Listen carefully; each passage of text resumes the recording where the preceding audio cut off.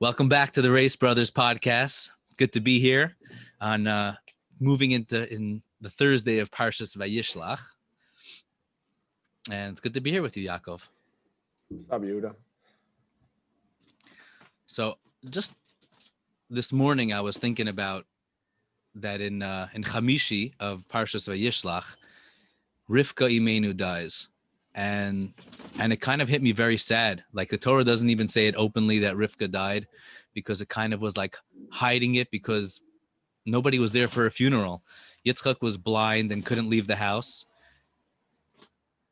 Yaakov was on his way back from Haran, and Esav, they didn't want to invite him because they said if he's the only one to bury her, then it's going to be like, people are going to be like, oh man, this woman, like this is what she gave birth to an Esav.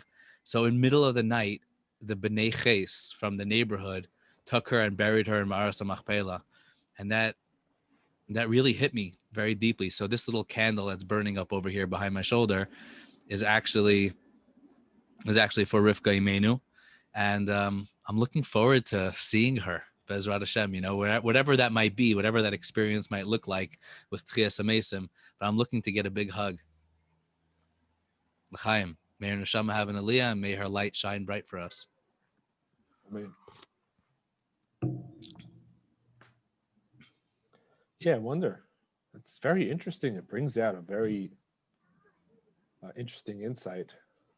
I wonder, she was more alone than all of the other avos and imahs. It seems like. Yeah. I mean, Yitzchak was.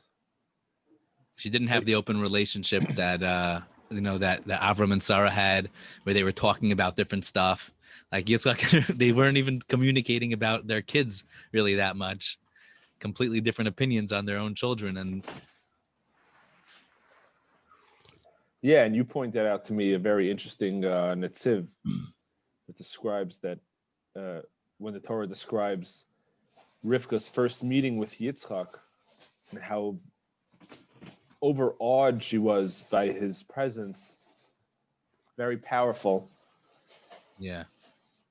That she fell off the camel. She saw Yitzchak coming back from Be'er Lachai Roi and out in the field doing a spodidus, and it was such an intense experience. And then the Tziv says it was such an intense experience, all building this up, that that she shouldn't have the open relationship to the point that it would be like an uncomfortable thing, and they, that way all the brachos would come out, because could be if they spoke about it, Yitzchak would convince Rivka about his truth about Esav. The Netziv says that if she would have gotten to the house of Avram first, Avram would have welcomed her in and made her feel so at home. It reminds me of our Abba, like comes in, let me make you a coffee, let me do all this and all that, and then she would have seen Yitzchak, and Yitzchak looked just like Avram, so she would have been like really comfortable with him. She would have been like, but this way she bumped into Yitzchak, who's like Pachad Yitzchak, super intense guy out there in the field doing his bodidus and like super intense, and her first bit of relationship created a reality that was just intense forever. I mean, how many people do we have that with? That you bump into somebody, and if you bump into them in an interesting situation, that kind of first impression gets lodged in there. And then we're running on that programming for years and years. Yeah, interesting. And then she was alone. Her husband was blind, and like, it must have been like he was a very holy man. But when you're blind, you could kind of more cut off from the world, and Esav was gone doing his thing, and Yaakov was gone in Haran for 20-something years, and he didn't even make it back for her funeral. It's really sad. Yeah, and the Torah didn't even want to openly talk about it. It's really sad. I was like, almost, when I was learning it this morning, I was like feeling so sad for Rivka. Really wanted to be there by that Levaya. Well, that's rough. It's interesting. You start talking about Esav and being out of the house and being disconnected and disconnected relationships. We just watched this news report from on Israeli TV about how many kids from the Haredi community are leaving the community and leaving Torah life. And it was a very, very powerful report. They described how something like 3,000 kids a year are leaving the community, but even more now throughout this COVID crisis, kids are just streaming out, and their families are cutting them off, and these kids are totally disconnected from family and from religion. I don't think they're disconnected from religion, much more disconnected from their family. Maybe outwardly they look disconnected from religion, but I don't know how much they really are. It's hard to disconnect all that right away. Yeah, I mean, this is something that we definitely wanted to talk about today, and it is an interesting thing. But the whole sugya of like off the derech, searching, trying to find a real relationship. This is something that I know that it's been a topic of conversation since for me, like my whole life. This is something that's always been something that's a real conversation of, Yiddishkeit. What does it really mean to me? What does it mean to an individual? What is the whole phenomenon? Like, the truth is that growing up, and I think it is a disconnect from religion, to be honest, that these kids are having. Whether it's a disconnect in the fact that they're, maybe when we're doing something against Torah values and we're trying to fight against it because we're trying to find ourselves, and therefore, you might say that's very connected because you're still alive with it. But I think that there's a lot to religion and to being stuck in a box and to being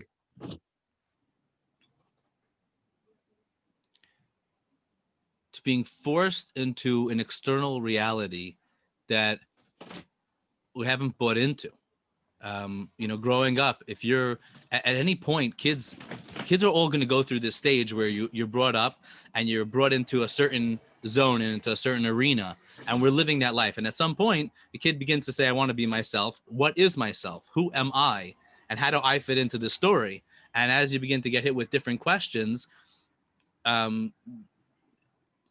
life itself is a great question, and it's a tough question that we're bumping into. What am I living for? I'm not sure how many teenagers, though, and maybe we can thresh this out. How many teenagers and how many people that are hunting are searching for meaning, or they're just not bought into what they're living? I know for some people it's a search of meaning, of like, why am I doing this? I don't want to do this, and they see, let's say, the hypocrisy between the externalities of keeping to a certain set of rules and system, when I don't know why I should do that. And then you have the other side, which is just simply, why should I live this life? I want to just go enjoy my moments. And why are you telling me to do this? I don't know. There's a lot going on here. And I have a lot of thoughts about it.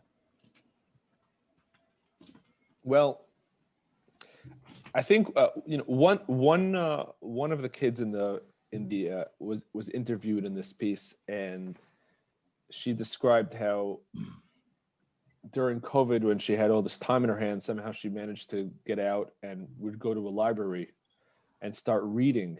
And she said, there's so much information out there that was kept from me. There's so much of the world that was kept away from me. I wasn't allowed to know all these things. And suddenly I was so curious. I needed to, and I was so angry. Like, they hid all this from me. And when people are hiding information from you, it really makes you question the validity of what they were selling you, because if what you're giving me is so good and right, so then why'd you have to hide all this from me? Obviously, because if I had access to all this information, I wouldn't buy what you're giving me. So it must be something wrong or untrue or lacking in what you have to offer. So I wonder if that's really the case, like in all the off the derech, so to speak, people that are let's say hunting. Like, that was an interesting thing, and even to me, like, in my own life, I definitely went through a big searching period and trying to figure out what Hashem means and what Judaism means and what's the purpose of life and all of that. But I didn't grow up in an overly sheltered environment. I grew up in an environment that was, no matter what, wherever you grow up, you're going to be within a certain um, bubble, right? Whatever you grow up in, you could grow up as, I mean, you can grow up in any environment. You're going to be in that environment. That's what you're learning. And then at some point you could begin to expand beyond that environment, and you're not necessarily going to have this issue of fighting against an environment.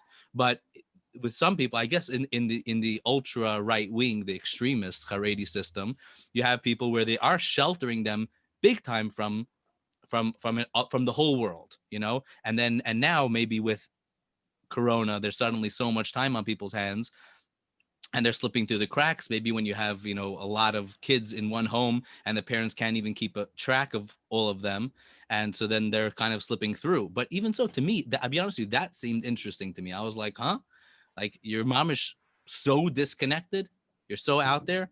Because there's a lot of people that are not so disconnected that also are having issues with Judaism, and they're also searching for truth, or they just simply want out. Like there is something to talk about here.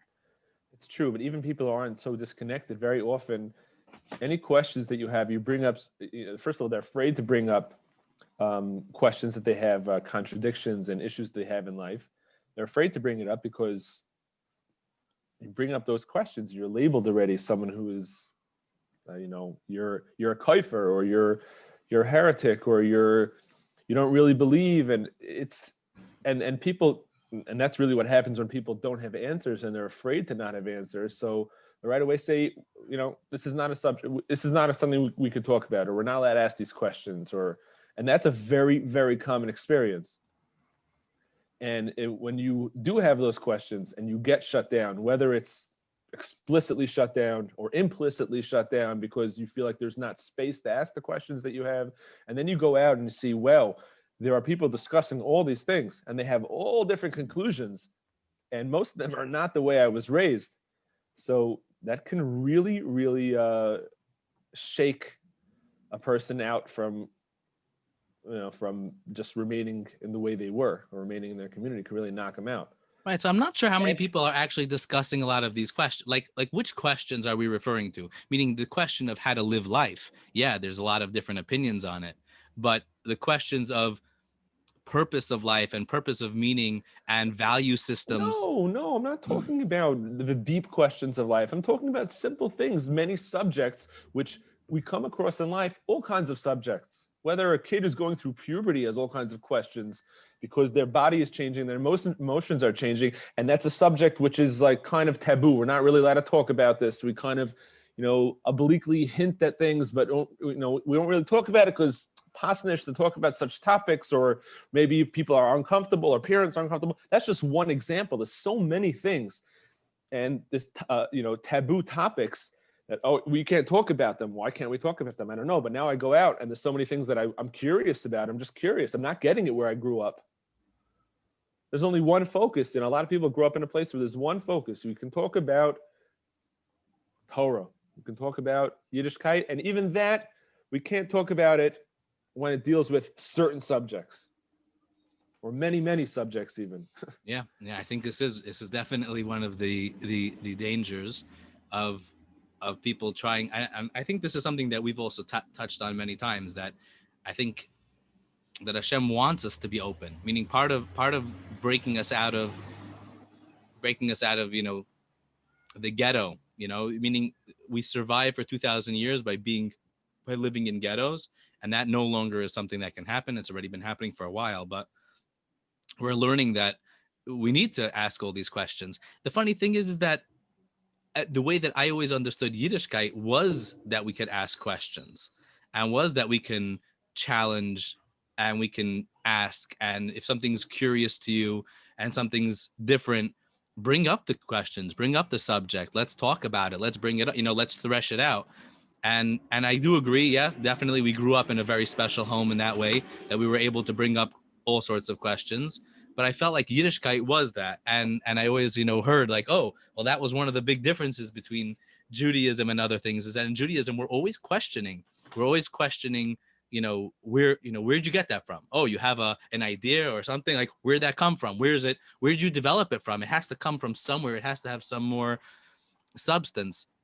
Whereas I think that some of the sheltering is not necessarily a question of, and that's why I kind of am trying to thresh this out. Like in that video, I think many of those people were not even open to more open to the question, which maybe isn't even conscious, but the question of how should I live my life? And it's not a question of, right or wrong, or opening up ideas, but opening up the fact that, wow, I thought that there was only one way to live life. I was in such a bubble that I thought that this was the only way. I didn't even hear, like, everybody who was outside of this was just wrong and sheker, and you have to just stay only in these, like, very, very, very small square boxes. And then they suddenly see, wait, why am I doing this? Me being in this box hasn't been comfortable for me. I haven't felt okay in it. Hasn't been working for me. And frankly, maybe I'll just live. Maybe I want something else. You hear what I'm saying? I'm not sure. Well, it's definitely, there's a lot of things going on. People are very complicated. You can't pin it all in one thing. There's so many different factors that go, and every single person has different things that drive them. But I think overall, there's definitely something about, to me, what hit me was, obviously people, like you said, people want to explore the world, and there's a great big world out there, and I want to be able to experience different things that I wasn't allowed to experience. And some of it's just simply, I want to enjoy myself, and I'm not enjoying myself over here. And that, yeah, that's for sure. But there's more than that. There's a lot more than that. I think there's a sense of betrayal that you have been hiding these things from me. You were not allowed me to explore these things. You shut me down. And why? I don't know why. And maybe, and not only that, but like I said before, it strikes me as off when you won't discuss things with me, or you're hiding all these things from me.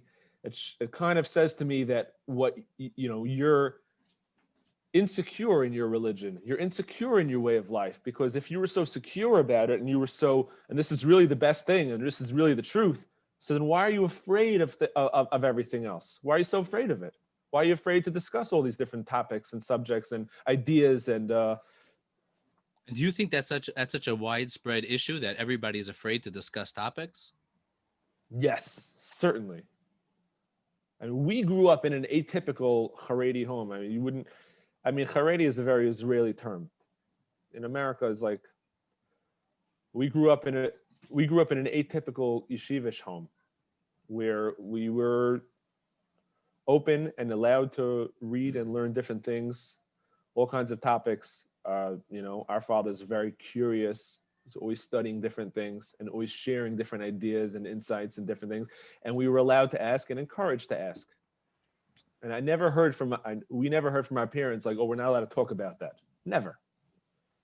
Whereas I have a lot of friends who were shut down over and over again. And I went to yeshivas where we were shut down. I have experiences where I was a very questioning kid, and I'd get into trouble for doing different things, and they never had even the most basic normal answer.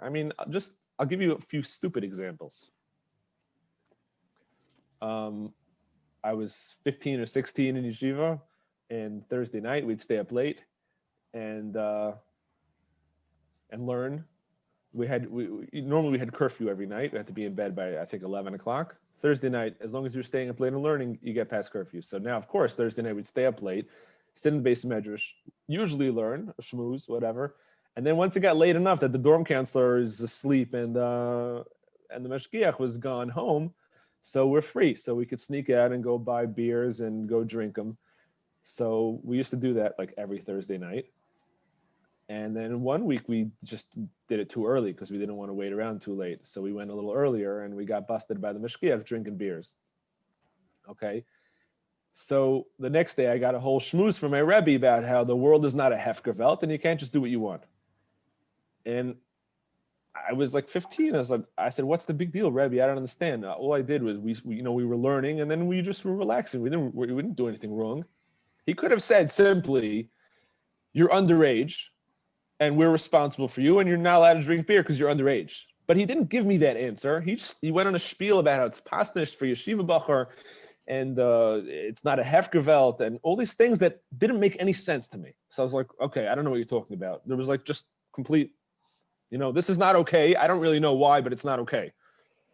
That was one thing. A different time, I used to schmooze with a security guard who was, there was a construction site across the street from yeshiva.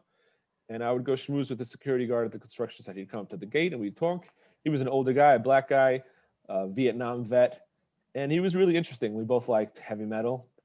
So we used to trade tapes. I remember giving him my midbar. Remember midbar? Yeah. So I gave him midbar to listen to, and and he liked it. It was fun. And we would schmooze. He would tell me stories, and he was a good guy. And one night, the dorm counselor got me in trouble for talking to him. He comes over. He says, "Oh, I see you talking to the Schwartz over there. Don't talk to him anymore." I said, "What's the issue?" "You shouldn't talk to him."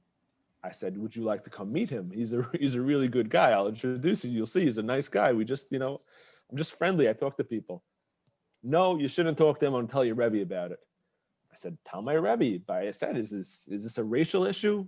"No, just don't talk to him." Anyway, the next day, I'm in the base medrash learning, and my Rebbe comes over to me and says, "Oh, I hear you talking to the Schwartz security guard across the street." I said, "Yes. What's the problem?" "Well, you shouldn't talk to him anymore." "Why not?" "Pasnish, yeshiva bacher, he's a guy, this and that." Like, there was nothing. So I don't take that for an answer. I said, "What is the issue? You don't talk to the shul issue because I don't understand what you want from me. I'll introduce you to him and you'll see he's a normal guy." Anyway, he lost it. And he starts yelling at me in the middle of his medrash. "Could anything good come out of it? No. Could anything bad come out of it? Yes. Don't talk to him." And like, I think that was the moment that I just kind of lost all respect for this guy, because I don't know what he's going on about. But it was just like, there's no answer. There's no response. There's no nothing. It's just, I know he knew in his gut that this is not a good thing. He felt like, my 15-year-old bacher who's sitting and learning Torah in my yeshiva, I can't see anything good coming out of him talking to that Schwartz over there. But he couldn't explain it to me in any way. And I had many stories like this over and over again where they would just say, "This is not right for you to do. I don't really know why, but this is not good for you." There's some fear of what's something that's outside of our little circle. If it's outside of our little world, it's not good for you. I don't know why. I'm not really sure. I can't explain it. I definitely can't explain it to a 16-year-old. Maybe now he could explain it to me. Maybe now even I could come up with great reasons of, I could play devil's advocate and come with great reasons why he thought it wasn't no good for me, but he couldn't explain it to me. And this happened so many times over my yeshiva career, when Rebbeim would like tell me, "No, don't do this, don't go there, don't do that." Why? We weren't allowed to go to 7-Eleven. You know what the Meshkiach told me? Because 7-Eleven is a convenience store, and Yiddishkeit is not about convenience. We're looking at me like, "Are you out of your mind? Like, really, this is what you're telling me? Like, you don't even understand yourself the reasons for the things you do, and you're trying to convince me why I shouldn't do it?" So I feel like there's a lot of that going on in the Jewish yeshivish and Haredi community. If it's outside of our system, it's dangerous. We don't know what's going to happen. We don't know how to control it. Wow. I you should know, I agree. First of all, thank you for sharing those things. That was awesome.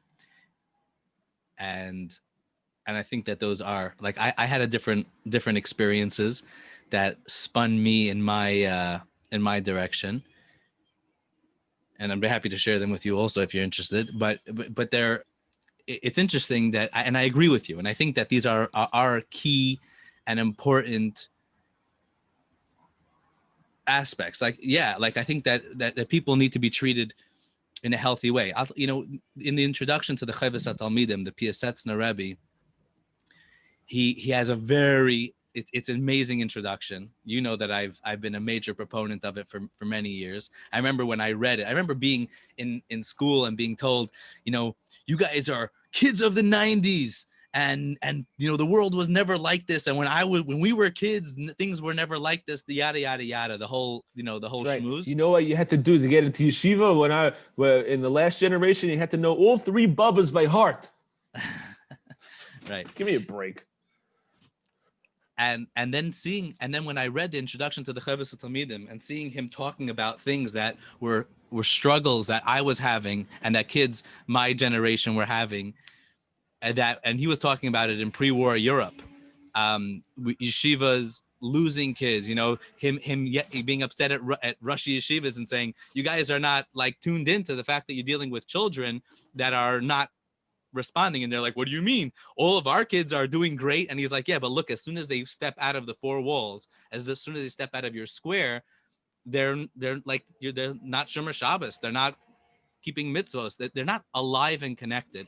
And I think that one of the key elements is that many educators are not treating the kids with a maturity, meaning recognizing that you're dealing with a human being. When you look at a child, and this is one of the key elements that he brought up over there, which is when you're looking at a child, don't look at him as a child, right? When your Rebbe was trying to answer you, maybe he had good answers, maybe he didn't. Maybe he never asked the questions himself. Maybe he didn't explore that. And that's an issue in and of itself. But even people that like you said, there are some good answers that maybe you can express why a kid should or shouldn't go to 7-Eleven at different points in time, but they weren't communicating that to you because they didn't respect you. They didn't treat you as an individual. They didn't see, oh, look, this is a boy who's now age 8, 12, 16, 20, and he's going to be a mature adult that needs to be communicated to. And could be it's because for maybe a very long period of time, people were just able to just be in a little box and they never got exposed to anything more than that. So they never had to answer. You know, like the idea of da masha tashav, you know what to answer to who. So, you know, so da masha tashav la apikuris, know what to answer. No, but da masha tashav la atzmecha, like know how to talk to yourself, be able to ask the questions yourself and be able to answer them. And I think that that's a really, really, really important thing of being able to look at a young child, even as young as 5 or 6 years old, and saying, this is going to be a big person in a different arena. But they say from the Briskers that the Briskers wouldn't bother educating their kids on things that they would grow out of. Like they said that in, like, I don't know whose house it was, but the kids were like jumping all over the table and they just ignored it. But they walked outside and the kid ran across like where the neighbor was planting like plants or flowers, and the man went, it was one of the big Briskers Rabbeim, and he mamish lost it on the kid. And they looked at him and said, in your house on your Shabbos table, you have no problem with the kid jumping around, being wild, but over here? And he said, yeah, because when he gets older, he's going to grow out of putting his feet up on the table, you know, being wild and learning to respect. He goes, but stepping on people's flower beds, if I don't teach him now, he's never going to learn it. That idea of being able to look and see an end picture, see, okay, kids are growing up. How do I want to raise them, and not raise them that I'm making them into something? This is the other key element, not me making them into something, but recognizing there's a human being here. How do I relate to him? If he has questions, he needs to be answered. If he has, interests, they need to be, how do you say it? Like given room to grow and flourish. If he's curious, like you don't make a seed into a plant. You just give it the sunlight and you water it and you give it the opportunity to grow and flourish. But it's going to grow itself. And that's the Piasetz, and he has these beautiful words, leotzia, legalosa, ulafricha. Like when you're dealing with a kid, you're not making him into something. These Rabbeim and many times a system thinks that we're making somebody into something and we're making them be this. And like, no, let me be me. Help me grow. Right. Well, they're afraid of shoirish poire roish vilano. I have to uproot those roots that are coming out, the weeds. We have to pull them out of the kerem Yisrael. We have to, that kid, is he asking those questions? We have to stamp it out because we never know where those questions are going to lead. Stamp it out.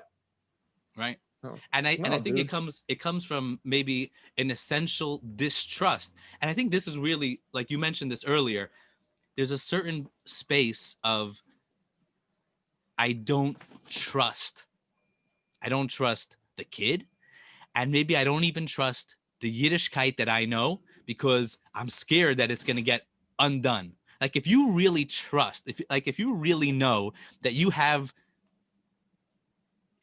if you're playing poker and you know you got the nuts, right? You got the hand and you know how to play and you're looking at the board and you know that you have the best hand on the board, you have no problem with anybody trying to outbid you. You have no problem with anybody raising the stakes because you're like, bring it on. As a matter of fact, you're gonna want them to ask the question. You're gonna be like, you don't want to be the one to raise the bid. You want to get the kid to be the one to ask the hardest questions because you got the answers. And even if you don't have the answer, but you know that you have that, you can trust these cards. You can trust this hand, and it's rock solid. And even if maybe I'm not perfect, but I can trust and I know what's going on here, and I'm growing, and we're working within a system which is MS, and I think that maybe is a lot of it. Not only that, but there's another thing that when you're solid in who you are and your belief system, you might not have all the answers for everything,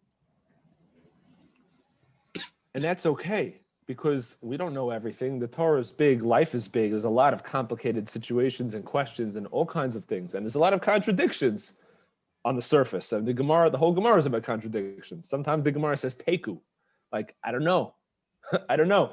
But if you're confident in your way of life and you're confident in your Yiddishkeit, so then that you should also be able to turn to a kid and say, that is a great question. I don't know the answer. But you know what? Maybe we could try to explore it. Maybe we could try to figure it out. Maybe we could try to talk it out. That's something that I feel like our father did to us. He would say, yeah, I don't know, but let's think about that. But in yeshiva, they're scared to say, I don't know.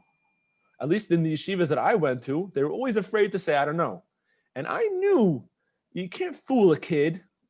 What does Peter Tosh say? As Peter Tosh says, you can't fool the youth. You can't fool the youth.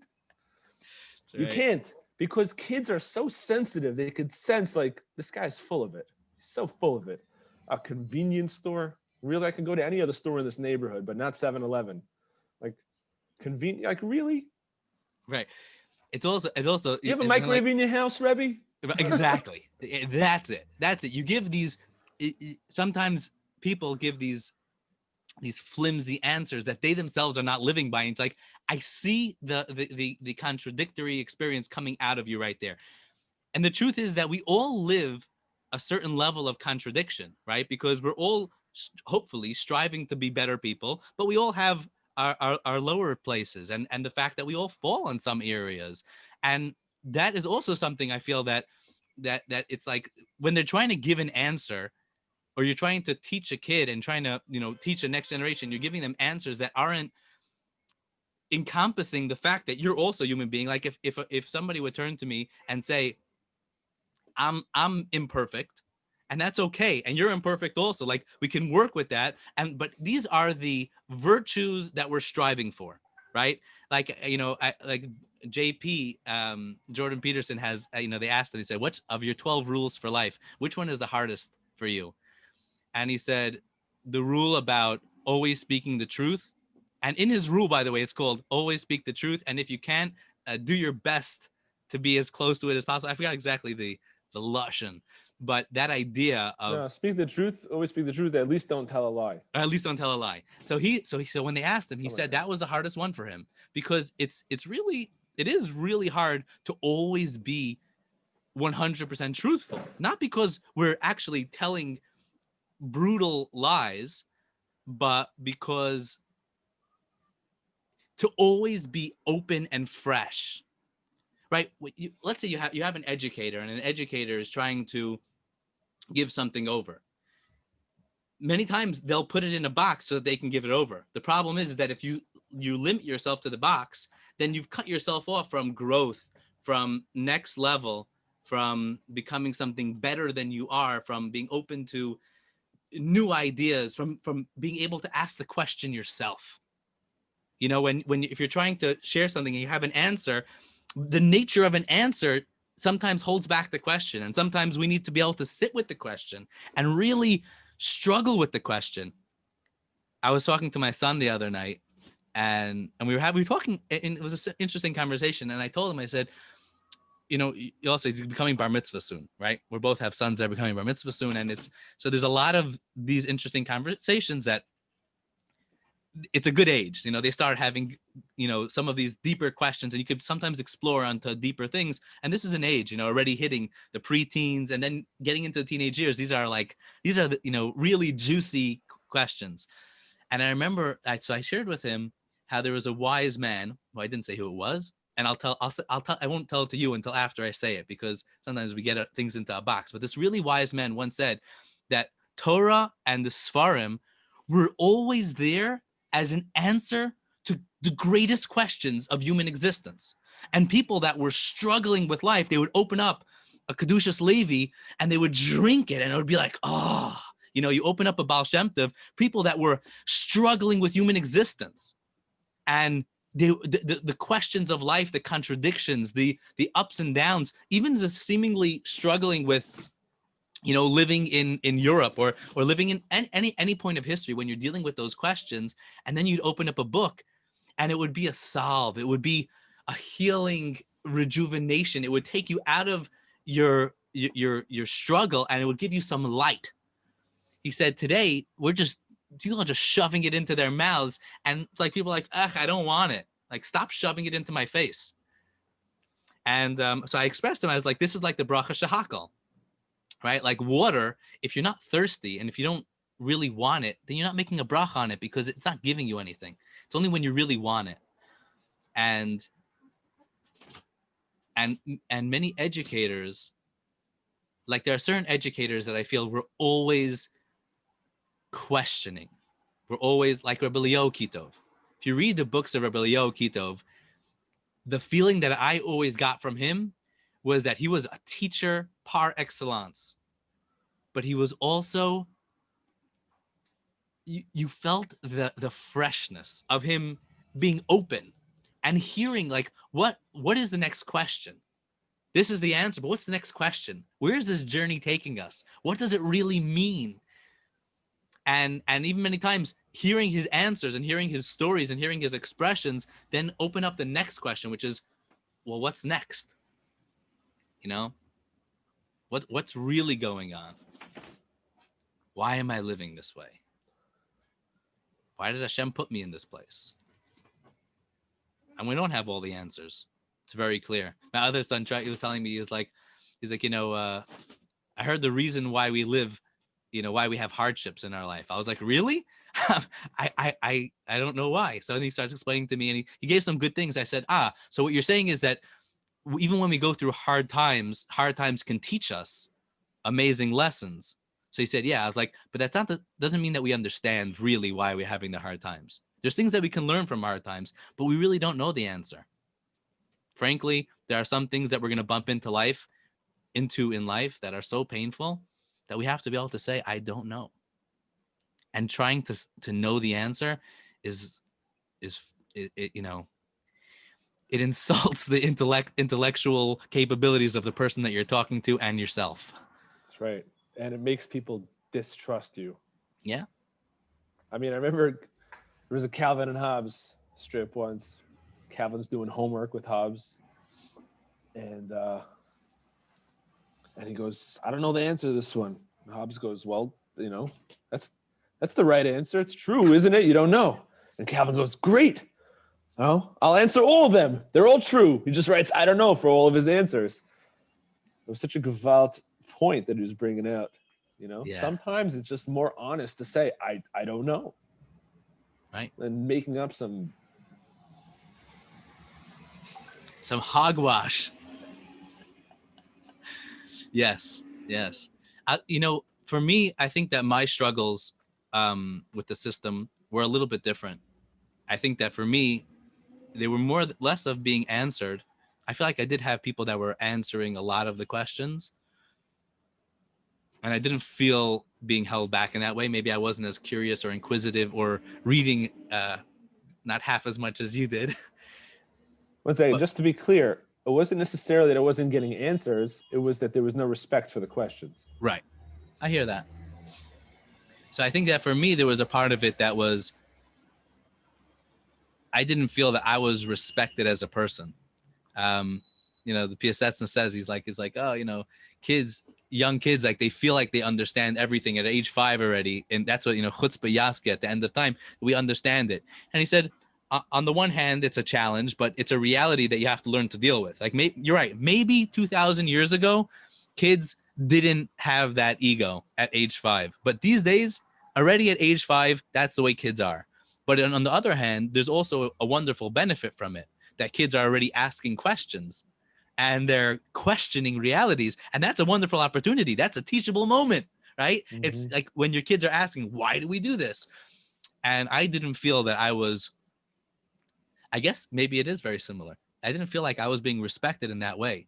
Being told you just need to adhere to a system of laws that you don't agree with. And the system of laws was not Torah and mitzvos, because I got that. Like, Hashem told me to do it, I'll do it. But why do I have to wear your style of hat and your style of shirt and your style of clothes that you're making me wear? Like, I don't get that.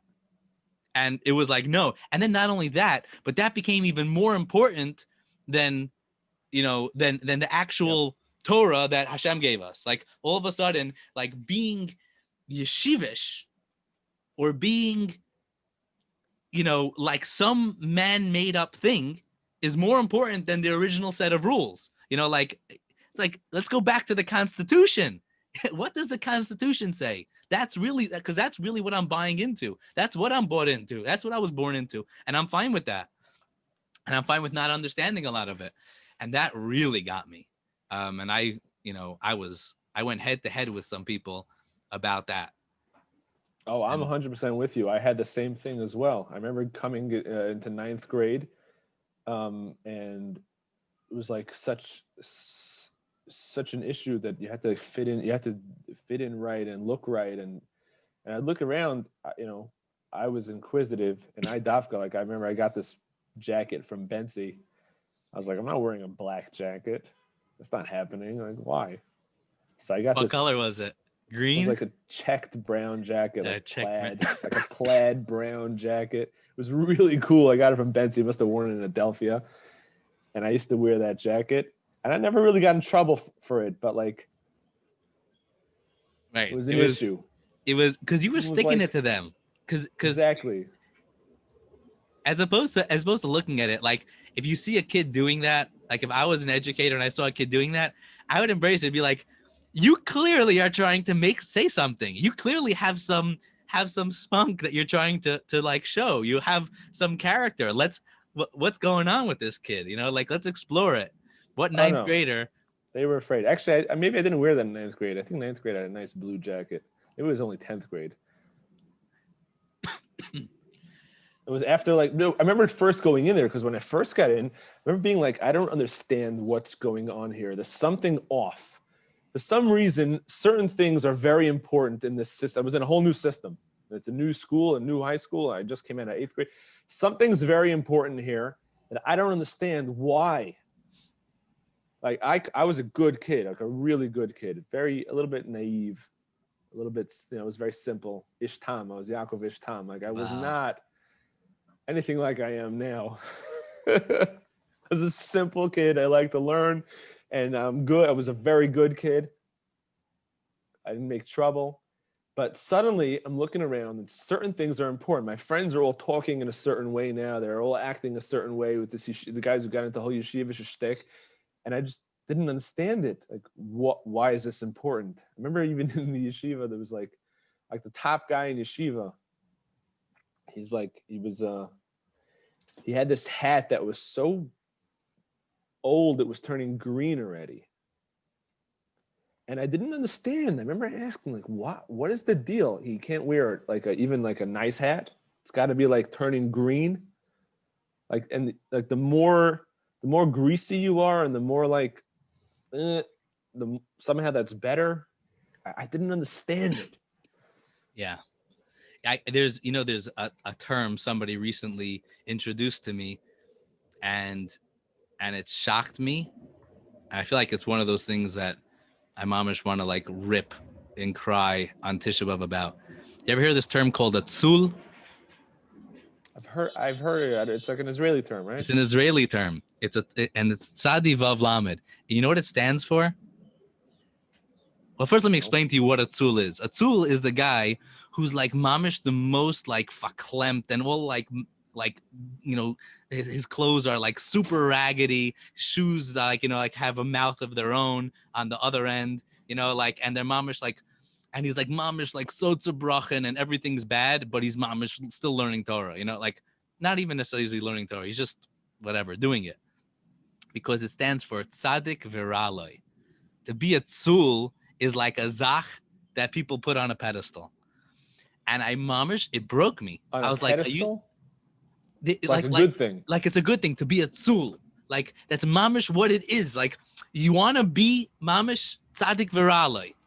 Like you should be like so holy. Like the more that you could have stuff to complain about, the more like Is it that's what it's complain about. about, or it's just more you're disconnected from this world, like you have no gashmias?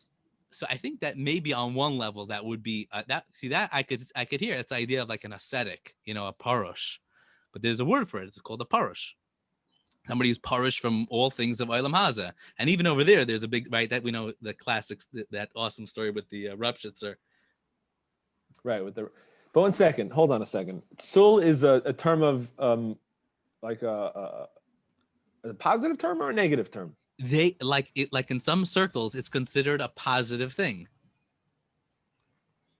to be like so like such a nebuch, but like because that shows like how much you're mamish like a yeshivish guy. You're such a yeshivish guy that you're not like wearing a nice shirt. Adam ki yamas ba'al. Mamish. And I'll tell you, like on one level, I hear that there's something to being an ascetic, but there's very, very, very few people that's the path. No, and it's And only after you hit a whole bunch of other things. yeah, first. that's what I'm saying. It's got to be something that your mamish like on another place. But for most people to raise kids, looking up to that type of thing, it just mamish made me like it gave me I wanted to cry. Like that's not what Yiddishkeit. What happened to where's the glory like to see somebody who, let's say, a tzaddik. I'll give you an example. I saw a video, I believe it was Reb Aaron Leib Steinman benching. Okay, and that was awesome. He's sitting, it's like a little video of you see him sitting in his kitchen, and there's really almost nothing there. It's very simple, but it's clean, it's put together, and he's just benching, and he looks like he has everything. He's not lo chaser lo klum ba'olam. Why? I don't know. He just must have eaten like maybe a piece of bread and an egg, and he's Vina Levana, and he's just saying he's benching, and you just see that when he's sitting there and he's like, I am so happy with my life. I'm so content. I'm so filled. What greater thing in the world is there that I could be? I have a home, and I live in Eretz Yisrael. I learned Torah, and I just ate lunch, and and you see his benching is just, it's like I don't know. When I looked at it, I was like, that's what I want. That's what I want for my life. I want to be happy with what I have to such an extent that just be able to make say benching and feel shalem. And as opposed to like, trying to be like, life is so hard. It's schwer to be a yid, and it's so bad, and everything's so hard, and And even though, listen, I have my moments, I definitely do that. I'm a moody dude, but sometimes I get like, oh man, I'm having such a hard day. But at least I know that that's not an ideal. Yeah, well, that was part of it. That was this thing. It's this culture of like certain things which were ancillary to Yiddishkeit had become more important than the actual Jewish values itself. Very, very bizarre. And coming from a house where like important things were important and other things were less. I mean, look, Abba still wanted me to wear my hat and jacket for benching, but that, that's a halacha. Fine, I get it. But in yeshiva, it became a thing like it was more important than anything else. My jacket I had left by the basketball court one day and it got soaked. It got rained on. It got soaked. So I came in and I didn't have a jacket to wear by mincha. So what am I going to do? Not daven mincha? I got in such trouble for it. And I was like, my jacket is soaked. Like, put it on anyway. I'm like, it's soaking wet. I'm sorry. I left it by the basketball court by mistake. I'm sorry. Halachically, you probably can't put it on. Yeah. Whatever. It wasn't even it. It was just, these were the things that, Oy. Yeah. Anyhow, seeing that video definitely brought up a lot of these things and a lot of this, and it's really sad. Like, I really feel like I would love to be able to sit and schmooze with people and be able to talk to them and be able to open up the questions. You know, what is Yiddishkeit? I feel like that's a lot of why I wanted to start this podcast, is to be able to have a lot of the conversations that weren't very comfortable. And obviously there's still, there's still a healthy understanding of when and where to have what conversation, but every conversation has its place. Question is what, making sure that you have it, making sure that you have a space in your life that you can have it, doesn't necessarily mean that you have to speak out everything in every situation. True. But and adarabba, like I have an issue with that as well. Yeah, but when it comes up, it's so exciting. Like for me with my kids, if I'm learning with them and something really juicy comes up, I relish that moment. And if they don't notice it and they don't bring it out, I'll poke until it comes out. If my kids bring up topics at the table, if it's a controversial one and interesting, it's great. Here's a moment. Let's talk about it. Let's get involved. And I run towards those things and I don't run away from them. Yeah. And I'm not afraid to say, I don't know. Because you just got to be honest. It's the only way. Because I really do believe that being a Torah Jew and Yiddishkeit, I believe it's the truth. I believe it's real. I believe it's, in the long run, the best thing that ever happened to me and the best thing that could ever happen to anybody. So then why would I be afraid to bring up anything or discuss anything? Like, why? Let's bring it on. Let's talk. My kids are like, Abba, enough. You gone too far. I'm like, no. Oh, why can't we talk about this? Yeah. Mamash Gewalt. I'm saying, but look, there's other reasons also. When you talk about kids,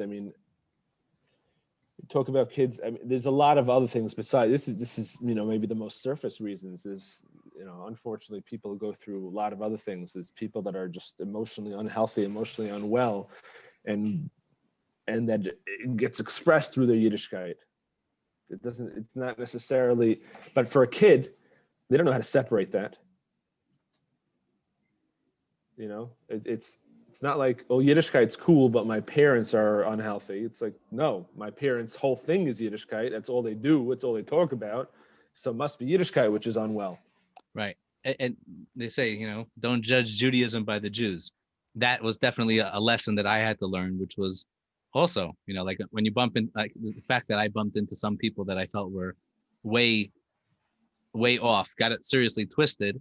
And that kind of threw me off, not wanting to be Jewish.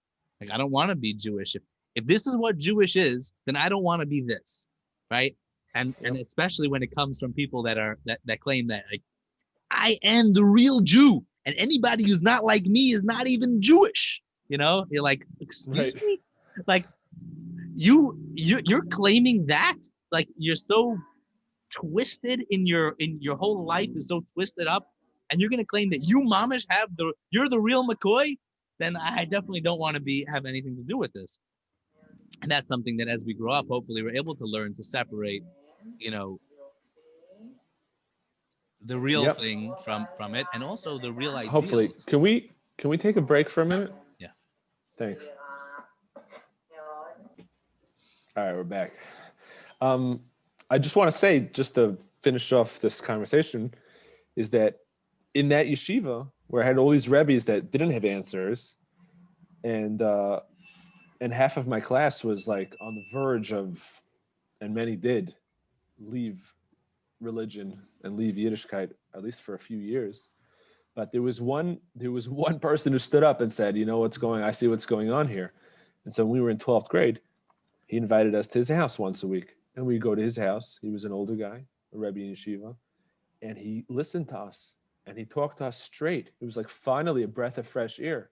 He mamish in a big way saved me from a lot of things. I never I never went off. I was never Machal Shabbos. I never did all those things. I had a ton of friends who did. Um, but here was one guy who mamish said, "I'll talk to you about anything, whatever it is." And he respected us and he valued us and he cared about us. He made us feel like we're somebody. And we saw the difference. Completely changed my last year in high school. Wow, that's beautiful. I can say that as well. I had that. I had rabbeim that were also very tapped in, people in my life that were very tapped in, and I think that as we were talking before, I was thinking one of the points that I think is also a really key element.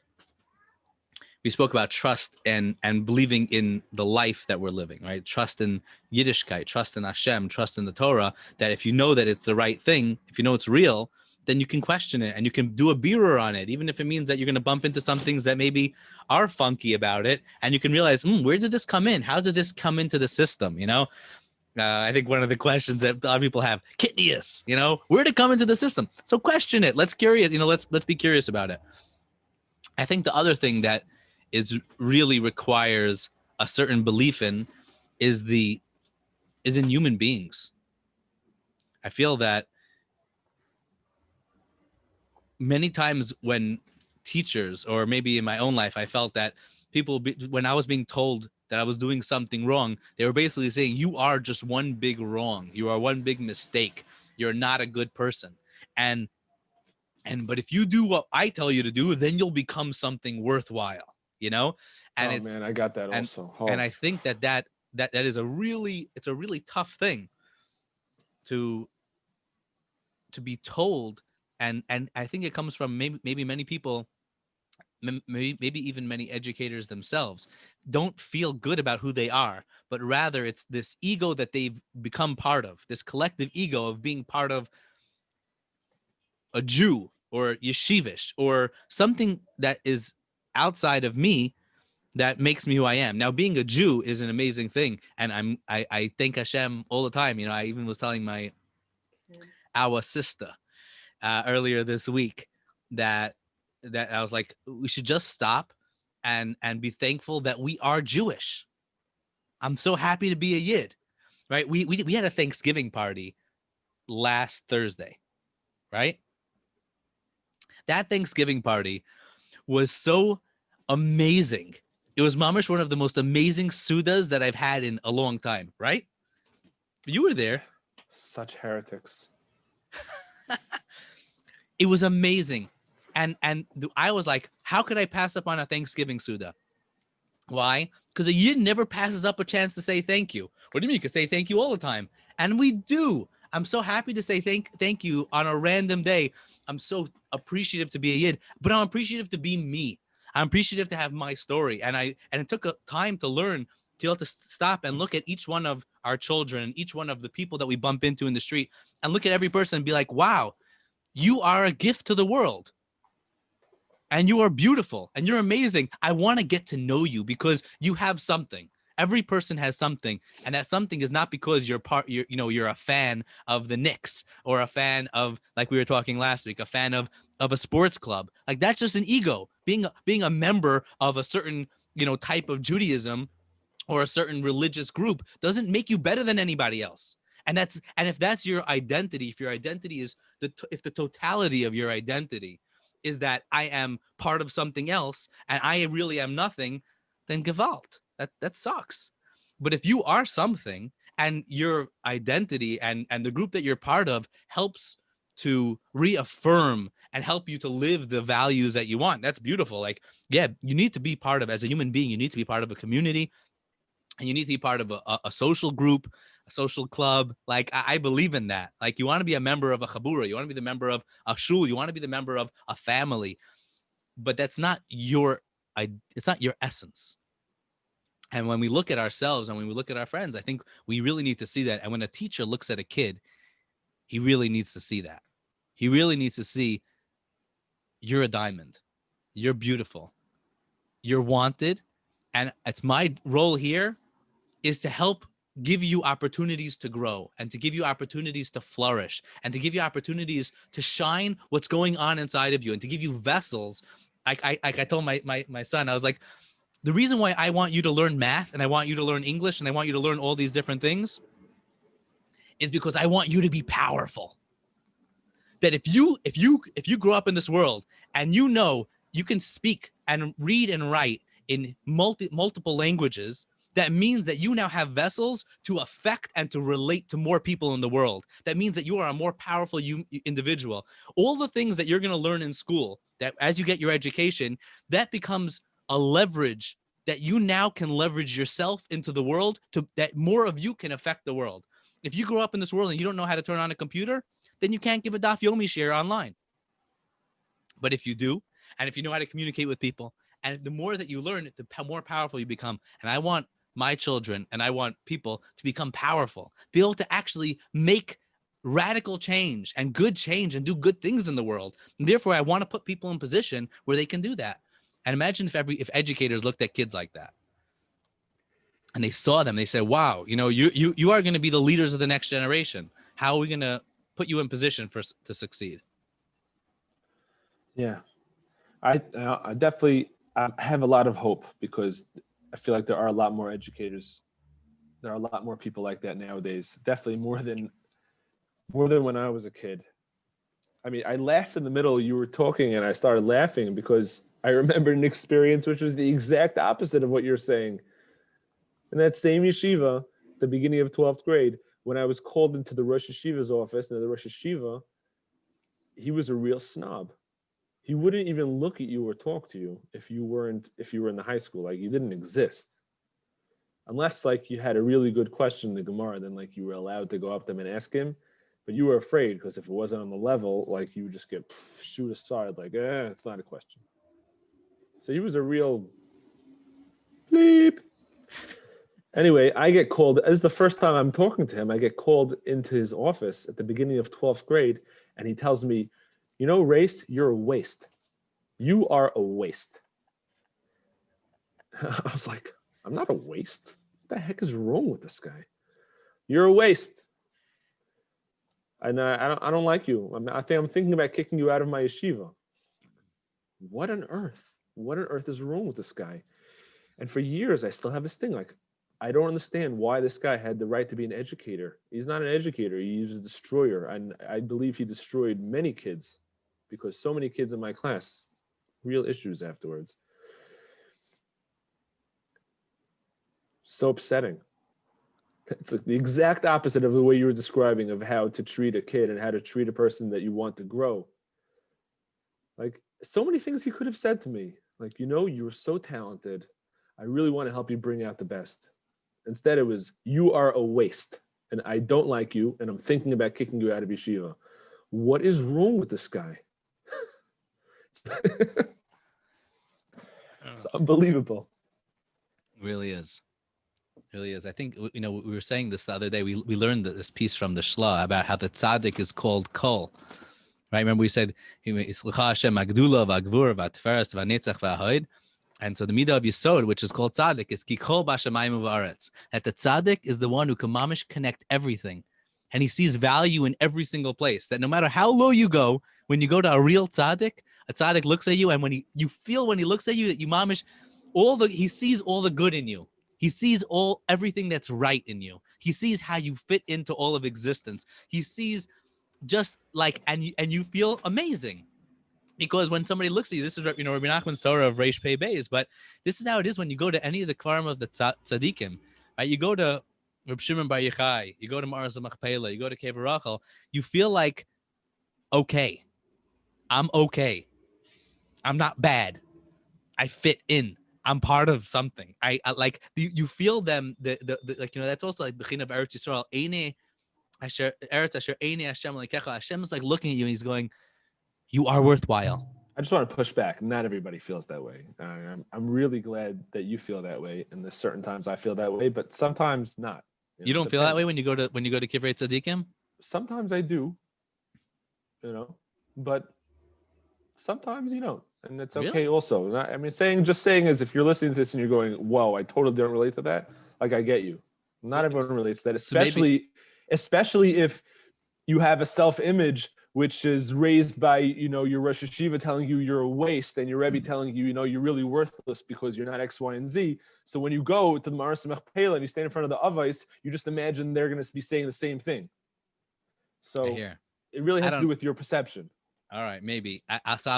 Maybe I should put it out there that if people want to go to Kivrei Tzadikim, maybe we should do a Kivrei Tzadikim trip to be able to go, because I don't know. Maybe you just need a good introduction. But the Tzadikim that I go to, the Reb Shimon that I know is so good. I feel like I'm realigned. I'm rooted back to my place. Like I'm connected. And yeah, I think that maybe like you said, maybe you do need to have the correct introduction to the tzaddik. Maybe we need to learn a little bit about what tzaddikim do and what the purpose of them and how they're supposed to see the good in the world and how really we're supposed to all. But right, we need to learn about that, because we need to be that tzaddik for our children and for the people around us. We need to be that tzaddik for our wives and our friends. I feel blessed because I have so many friends that look at me and I feel like they're always looking for the good in me, and we do have that, but not everybody does. And I feel like that's why you have people who get turned away, because they're being looked at always as never enough, never good enough. If you ask a question, you shouldn't be asking that. You're always doing something wrong. But it ain't like that, It's a training. It's the way we look at things and the way we think about things. It's habit. Thoughts are habits. You have to train ourselves to look for the good and to look for the right things. And you're right. We do need to learn about tzaddikim, but like, what do they tell you? How to look? To me, stories. You need to read stories of tzaddikim, read stories of people who were always looking, read stories of Rebbe Levi Yitzchak again and again and again. Read those stories. Read the stories about the Baal Shem Tov, always looking for the good in every person. And that's what we have to do. We have to do that. If we want.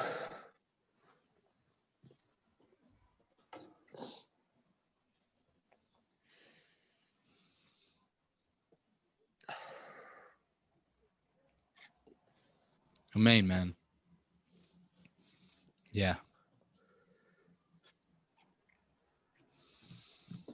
I really do. I'm getting a little bit choked up because part of that katava, part of that piece on TV that I watched was this girl.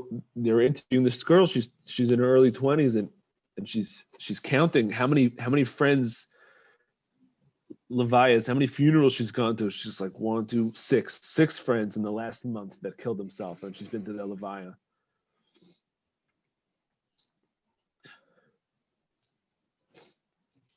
Sorry, but if they had people around them that were looking and always telling them what's good about them and how they're good, that wouldn't have happened. Yeah.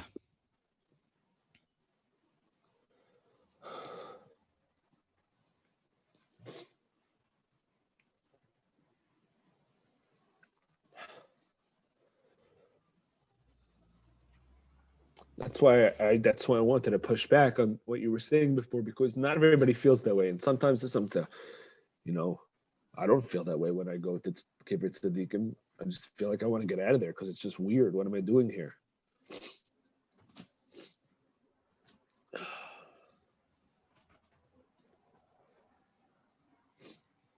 Yeah.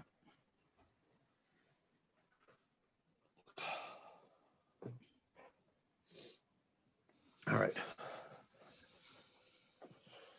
I mean, yeah, well, we need to be reintroduced. We need to really meet the tzaddikim, and there are people in the world that are doing it. And yes, there are also a lot of really really people doing bad things, and a lot of people that are having issues is because there's been real abuse, and there's been real people have suffered greatly. People have really suffered greatly, and also all forms of abuse that's been out there in the communities. And we need to see the beauty in what we have, and we also need to be able to face the pain and be able to fix what's wrong.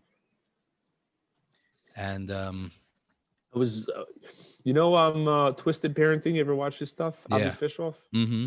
He's awesome, absolutely awesome. So he was just telling over a story recently about there was a kid here in Yerushalayim who was disconnected from his family, and his family was making a bar mitzvah. He showed up to his little brother's bar mitzvah, dressed however he was dressed, and his family, they took one look at him and said, "Get out of here! Like you can't walk in tired of the simcha like this. You're embarrassing us," and this and that. And he walked out, and he went and he killed himself. But on the other hand, he said there was the same situation that Fishoff. He said he was at a different simcha where the kid walked in, how he was dressed, and his parents went over to him and they just gave him hugs and kisses and said, "We're so glad you came. We were worried you wouldn't come. We're so happy you're here. We're so happy to see you." Didn't say a negative word. And Fishoff said he was by this wedding. This is a family that he's been working with and helping. And he sat down with the kid, and he sat down and schmoozed with him for an hour, just schmoozing. And after an hour, the kid said to him, maybe I'm not really dressed appropriately for this thing. He's like, no, you're fine. You're fine. Don't worry about it. You're good. And he said, no, maybe I'm not. I feel like maybe I'm not dressed appropriately. He's like, I'll be back in a few minutes. And he bounced and he went and he put on like a suit or something. I don't know what. And he came back.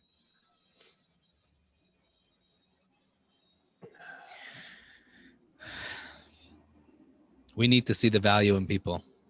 We need to really see the value in people. Yeah, not get caught up in all this external shtuyot. Yeah, there's a vart that they say over. It says, don't judge a man by his money, or the strong man by his strength, right? This is how you should praise a man. So I believe it was from Rav Hutner, who said, "Bezos is halal. You should praise a man by what he praises, or you should value a person by how he values others.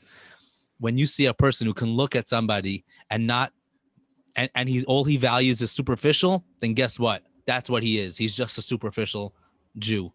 But when you see somebody who's able to look at another and able to see the value, even value if it's buried underneath." Reb Shlomo said, he goes, he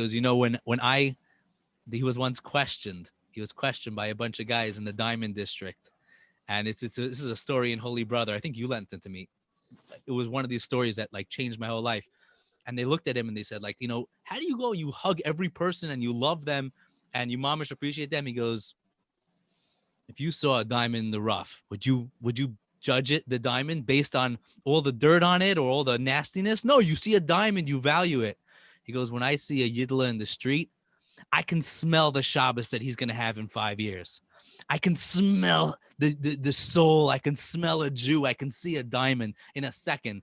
All you see is the chitzonius gewalt, We need to be able to see people. We need to see the beauty inside of them. You have to smell that neshama through all the crap, You have to have a real nose, a nose that can mamish, refine it.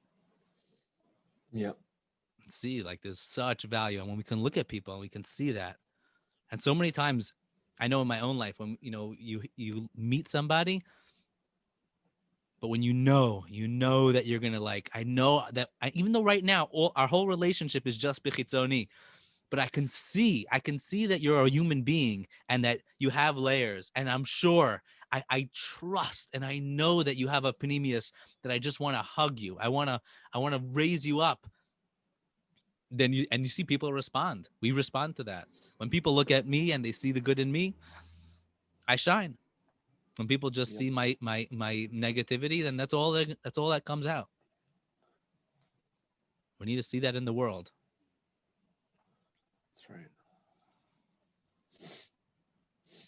You have to have the eyes of God. That's right. Noach matzachein be'enei Elokim, be'enei Hashem. Be'enei Hashem. You find good in the world if you have godly eyes. Mamash. Yep. You got to know how to see, how to listen, how to smell, how to talk, how to touch. Yeah. It's got to be healthy. All right. L'chaim, brother. Mamish, we should be blessed and we should be good. And all of you out there, l'chaim, we bless you all to see the good in yourself and to see the good in those around you, and hold those close to you. The people that look at you, your friends that look at you and see the good, build that circle, strengthen it, and use those friends to strengthen and be able to look at your own kids and to look at more people. And people that don't, just know sometimes, you also could look at people from the other side of the street and love them from there and build up. We need to build up and see things good, see the good eyes, and be able to look at anybody that we bump into and just be able to say, I can see that there's Tov in them. I can see that there's Tov in them. Convince ourselves, convince yourself. If you're going to live in any dimyon, let it be this one, Yep. And mamash, you'll see it. It comes. You'll see it begins to come out. It comes out more and more and more and more. Yeah. It really starts though, and people think you got to look for the good in other people. It really starts with looking for the good in yourself and really appreciating yourself. You have to start there, because if you can't appreciate yourself, then you're not gonna be able to appreciate other people. You need to look and say that I am good, no matter what anyone told me. I am good. I'm a chilek l'kamimal. I'm a godly person, and find the nekudas tovos, like the most important thing. When Nachman said, you have to go with this every day of your life. Always look for the good in yourself. Focus on it. Focus on what good you are, what good you've done, what good you've been, and then we could find it in other people. It's mamish, so important. Yeah. All right, please God, Hashem should bless us, you and me and all of us, to look for good in ourselves, to be happy with ourselves, to be happy, Ashreinu Matov Chalkenu, to find favor with what we have. Like you said, Noach Matzachein Me'enei Hashem. It's such a beautiful Torah. It's such a beautiful thing. All right, L'chaim, Be'ezrat Hashem, we should be Zocha. Amen. L'chaim u'lebracha. U'macha Hashem Elokim Dima Me'al Kol Panim. Amen. Amen. L'chaim should be healthy, should be good. We should always make shahakals on water. L'chaim.